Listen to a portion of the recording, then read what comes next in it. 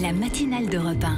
Nikos Aliagas. Il est 7h11 tout de suite, l'édito éco de Nicolas Barré. Nicolas Barré, c'est le directeur de la rédaction des Échos avec nous tous les matins dans la matinale. Alors on va parler de la hausse de la croissance et du rebond du pouvoir d'achat et de la météo économique qui apparemment s'éclaircit, Nicolas. Oui, franchement, ça n'était pas gagné. Vous savez, au premier semestre, nous avons subi un vrai trou d'air avec un minuscule 0,2% de croissance.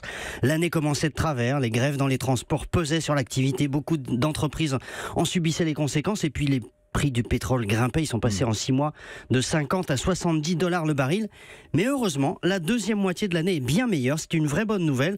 Selon l'INSEE, la croissance sera 2 fois plus élevée au deuxième semestre. On assiste donc à un réel rebond. Ça veut dire que ça va se traduire dans le pouvoir d'achat ? C'est en tout cas ce que prévoit l'INSEE avec une hausse du pouvoir d'achat de 1,7% au dernier trimestre et autant l'an prochain. Alors vous me direz, entre les statistiques et la vraie vie, il y a un monde. Quand le pouvoir d'achat baisse, on s'en rend compte.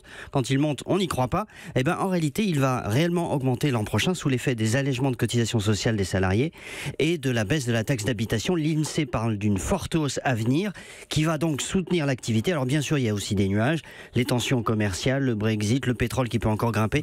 Ces nuages ne vont pas disparaître, mais l'horizon se dégage et c'est une bonne nouvelle qui devrait finir par se voir et pas seulement dans les statistiques. L'horizon se dégage. C'était Nicolas Barré, l'édito éco tous les jours à 7h10 sur Europe 1.